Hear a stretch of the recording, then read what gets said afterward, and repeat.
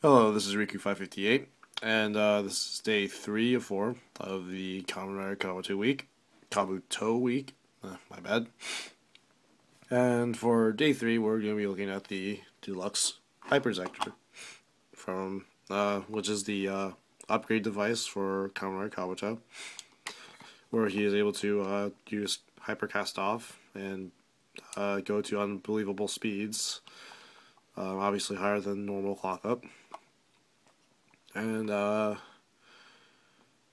guess I don't know if I should really explain this item's significance in the story since it's spoilers and all that, but well, since I already gave you a spoiler warning, as you already know, this item is from the future because it gets destroyed in the present, and some time-space mumbo-jumbo allows it to come from the future into Tenda Soji's hand, and so he can hyper cast off, allowing it to exist again, which is kind of messed up if you ask me.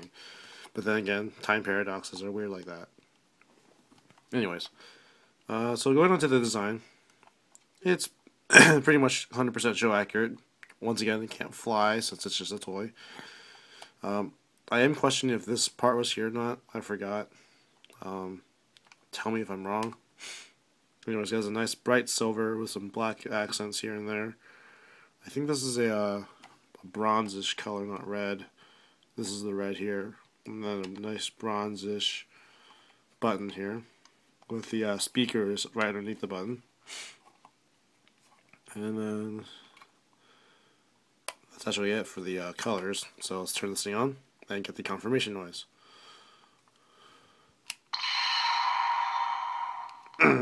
Also, when you turn it on, the eyes do light up.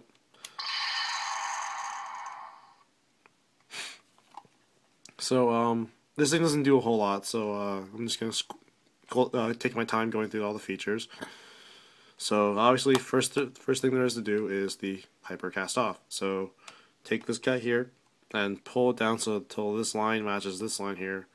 And technically you can charge it up, so let's do that.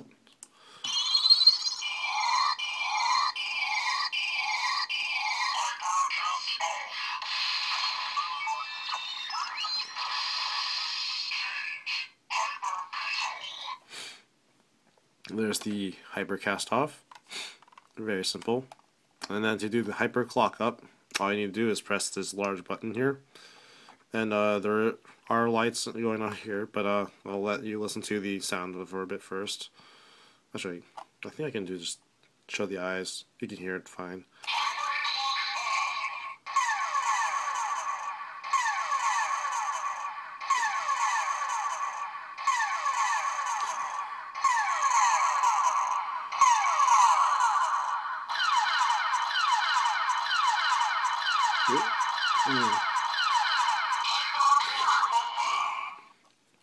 So as you can see, it goes on for about 20 seconds, and then goes to hyper clock over, where he will go back to normal speed, or at least whatever the normal speed is for Hyper Kabuto. And to activate the final attack, go back into hyper clock up, and then you just pull another hyper cast off. And it says maximum rider power, a really dark tone. Sounds really cool and all that fun stuff. So actually, that is all. In fact, all the sounds that the Hyper Zecter makes. It doesn't do much else. Relatively simple. It's nice to have. I'll say that. And the last little thing it comes with is this little belt attachment. So obviously, it'll just go ahead and clip onto the Kabuto belt. And there's going to be a button here. And there's going to be a button here. So when you line up the pegs and switch it, this button is going to lock it in place so it doesn't move around while it's on the belt.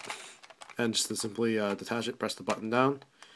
It'll release the latch and you can take it out. It has some nice details on it, like the little lines and the tick marks here and there, making it look a little bit more technological. So yeah, here it is. And for size comparison, because I I feel that you should, even though you see my hand, it's not a very proper size comparison, so I'm going to pull out an Astro Switch. So, it's not the biggest thing in the world. Let's see, what else do I have in comparison? I got a high grade Age, which I will review later, either this or next week, depending on how I feel. So it's not very big at all. But in the end, it's still nice. So moving on to my final thoughts. For the price point, I don't think it's really worth I think it was like for 3,000 some yen retail price. I'll probably put an annotation after I look it up or something. It's not really worth that price because it's really simple. But if you can find it for a decent price, or if you really just want to complete your Kabuto collection, or have all the commonary Kabuto items just for the writer himself, it's a worthy purchase. I think it's nice. It looks nice. It sounds nice, and it does everything it's supposed to reenact from the show. So that's a plus. That and the fact that I don't even know what's going over me when I say this, but I think the Zecters are actually a little bit on the cute side. It's kind of weird, but whatever.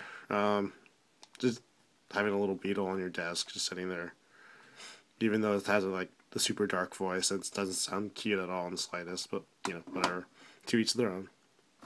So, anyways, if you can find it for a good price, I'd recommend it. If you can't find it for a good price, since it's kind of rare in the market nowadays, I wouldn't try too hard to go after it unless you're desperate, like I was. So that's about it. That ends day 3. For those wondering, day 4 will actually be my SH Figuarts Common Rider Kabuto Hyperform, appropriately enough. So look forward to that, and I'll see you guys next time. Oopsie fell.